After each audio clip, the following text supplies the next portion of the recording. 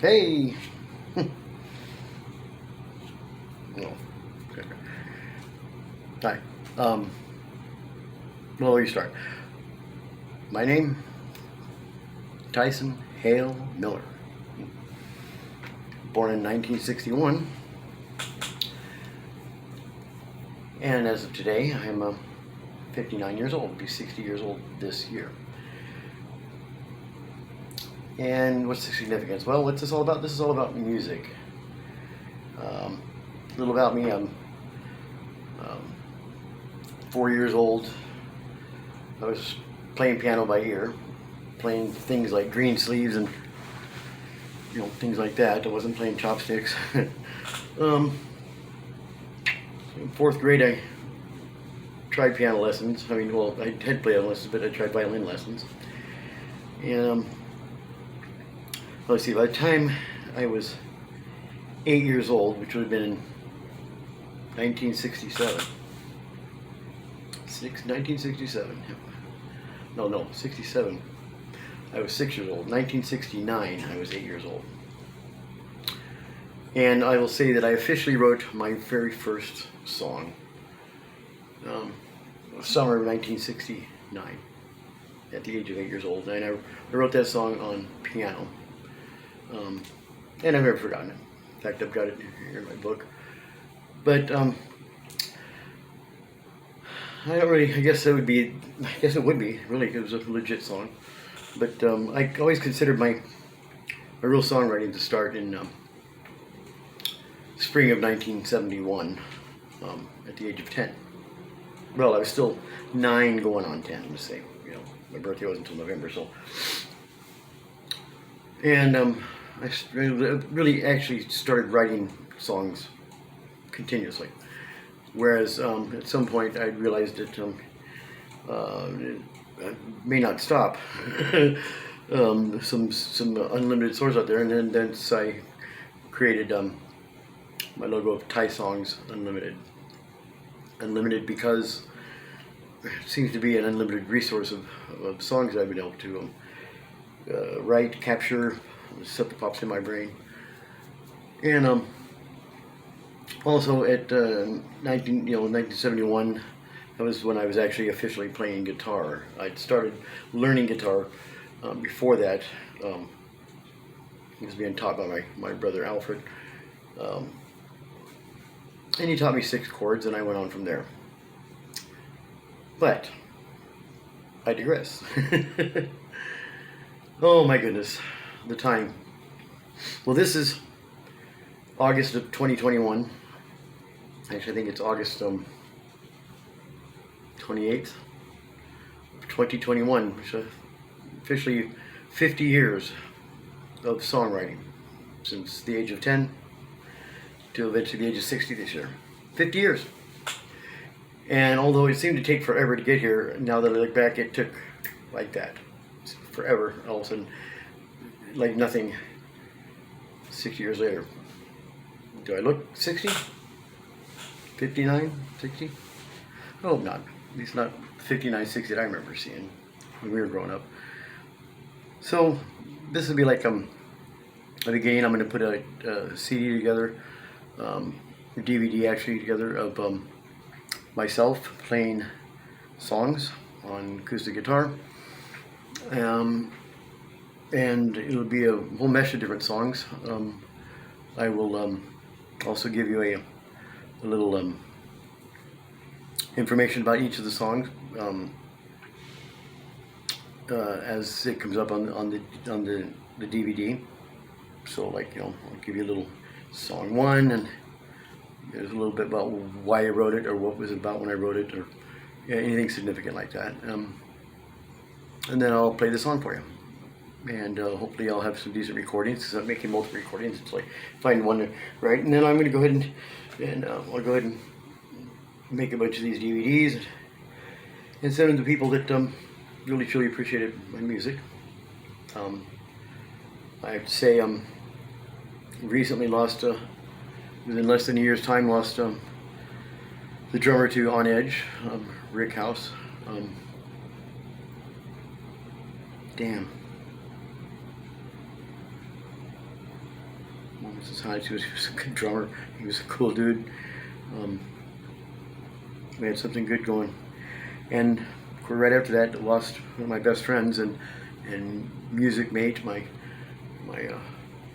co-collaborator in writing.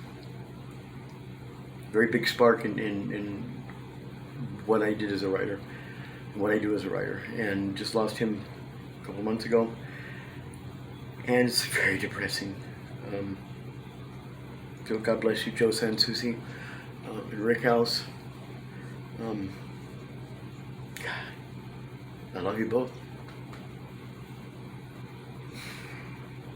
Anyway, we move forward. So, this is the very first video of the DVD, and just to say hi, so I am. I wrote some songs, quite a few, like 600 or something. I think I lost count, over 600. Since I started writing at the age of 8, age of 9. And this video is just a DVD is going to be about some of the best that I pull out of those years that I feel are the best. I feel are significant not to forget about. And as I get older, of course, I still have my voice. I'm a better player than I was. And I wrote some pretty cool stuff. You know, I look back and some of my favorite songs of all the music I've ever heard are things that I wrote. I strived to be original always, to never sound like anybody else. I strived to make sure that you couldn't hear a song and say, "Oh, hey, you copied that from." Made a point, even though I learned how to vocalize, but by sound like other people, I honed in my voice, and my guitar playing styles, and my songwriting capabilities. Somehow inside of me, ever since I was 10 years old, I knew, let's say I knew, because belief is a worship. So let's say I worshiped. I knew that I could write. And I tried to explain to some people, I try to explain to everybody that, listen, everything that I say I've written, I wrote, came out of my head, pen to the paper. But I have to say that there are certain songs that I spent no time at writing. I spent no time at thinking. I spent no time. Some of these songs just popped in my head. All of a sudden, I have. You know, I Miss the Big Time. I have Good Hearts Turn to Stone. I have in the Darkened Spaces. These songs, and there's many of them. These songs just appear in my head. They're complete. The words, the music, I already know how to play them. I don't know where these songs come from, and I will say that I don't take credit as for saying I wrote these. I mean, yeah, you know, like my brother said, oh, you wrote them, they came out of your head, you wrote them down, so nobody else did, nobody else. Yeah, but I don't take credit as for per se the mental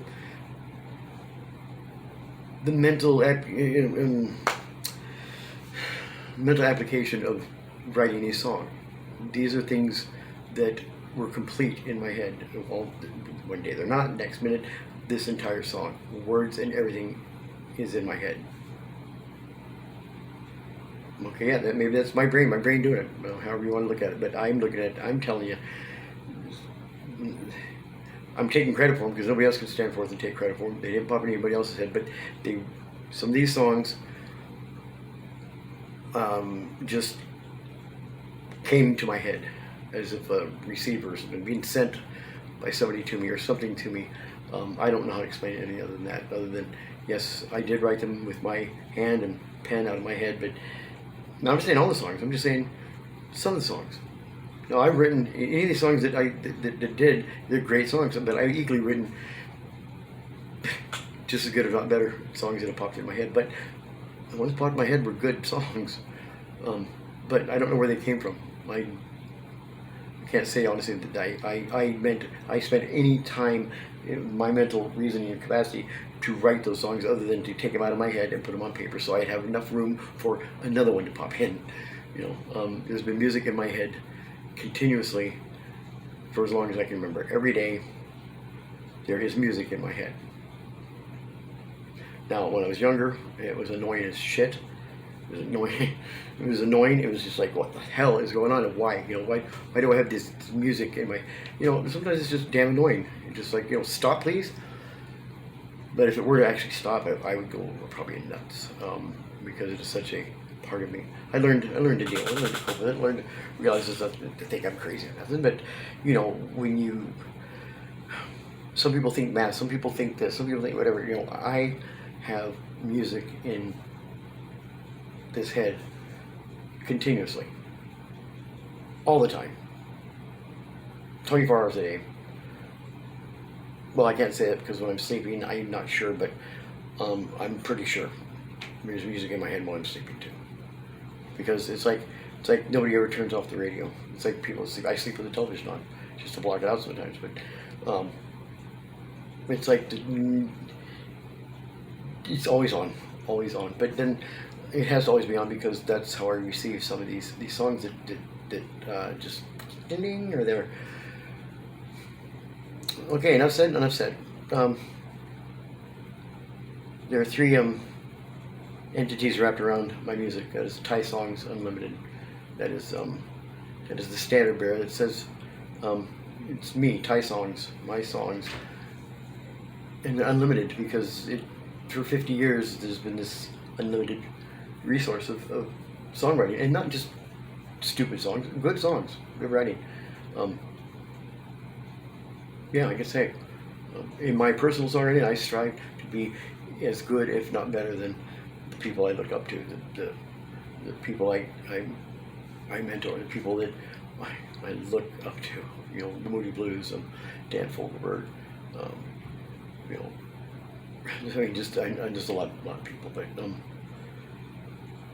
guitar players and songwriters that I felt I could easily match, if not go beyond. And made a point of doing that.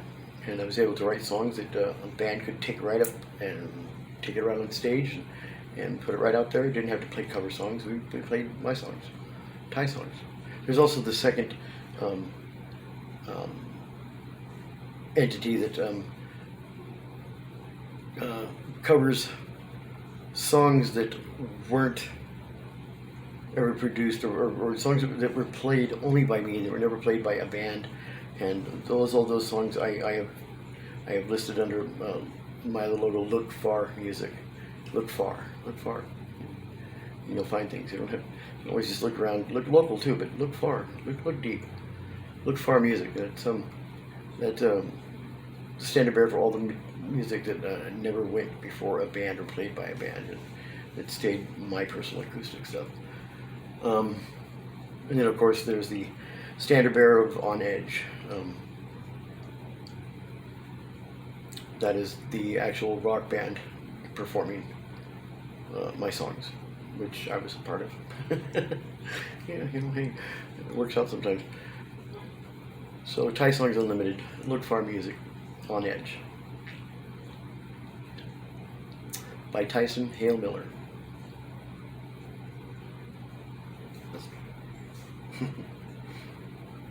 I hope you enjoy. I hope you enjoyed the DVD, and I'll give you some information between each song, the year it wrote it, and what was going on in my head when I wrote it. And hope you enjoy. Because actually, I really enjoyed playing. I mean, there's a moment when I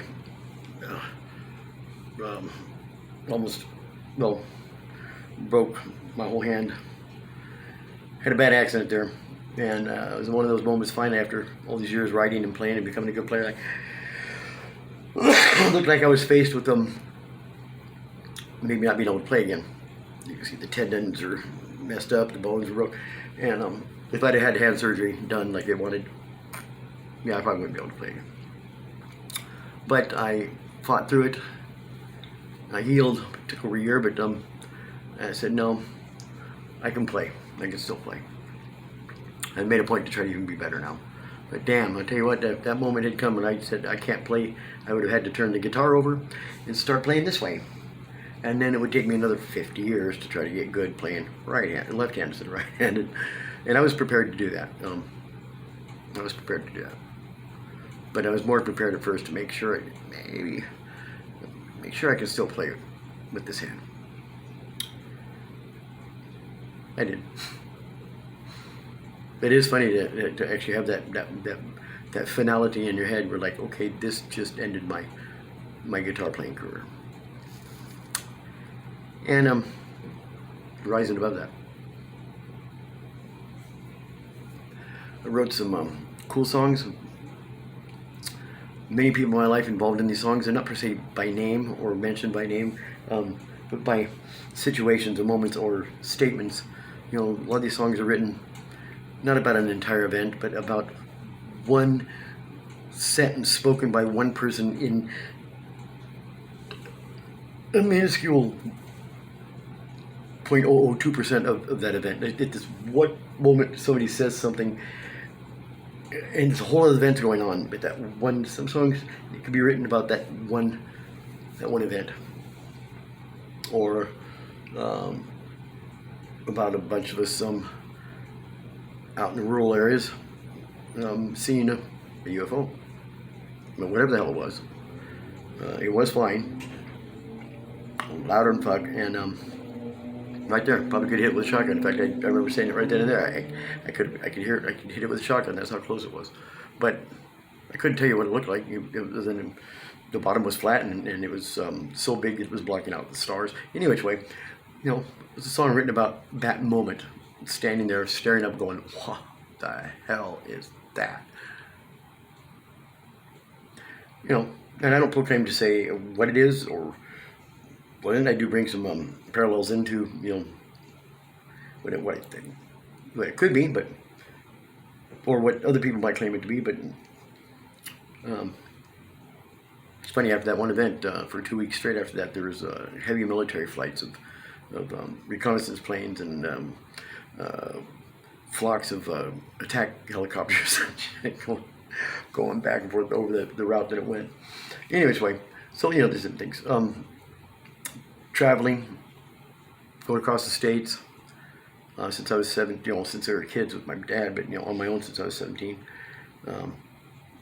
and writing about things that took place there, writing about everything, people, person, places, and things, and people, and moments, thoughts, hopes, wishes, dreams. No, not so much. Hopes. Wishes, yeah, hopes about meeting a particular person, or hoping that things will work out, or however, but not so much wishes, but you'll see me say I wish many times.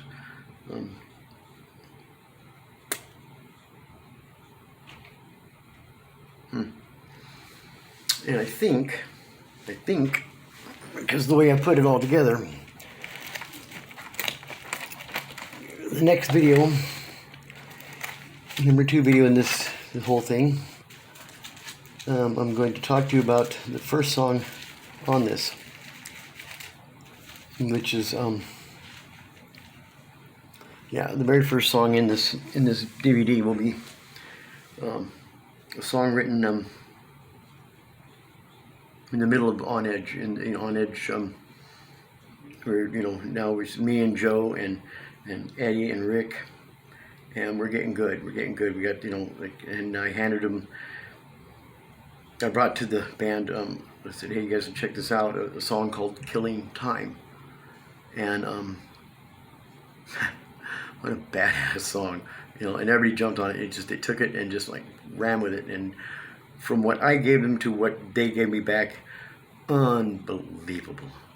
Something about a band. If you're in a rock band and you have a little bit of pull on what's to be said and done about the band and how it's going to function, one thing I always remember, especially if you're a writer for the band like myself, I wrote all the material. I always consider everything as my songs, but, you know, the truth is, when I brought it to the band, and if they liked it and it became a song for the band, it became their song. You know, I gave them foundation, and they would give me back music. Some really fucking good music. I mean, these guys were phenomenal at interpreting what I mean, each one of them, they're so fully and together. I mean, singly and together, they could take what I handed them If they like it, man, they handed me back something. You know, I give them something acoustic, and they give me back a fucking rock song. Unbelievable.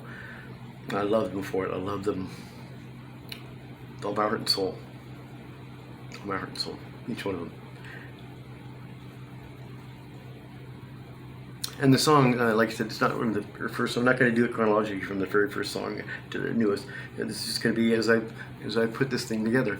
And the song I want to start with will be a song called "Killing Time," and that's where the next video comes up. And I'll talk to you then. Thanks for watching, and thanks for being on edge. Love y'all.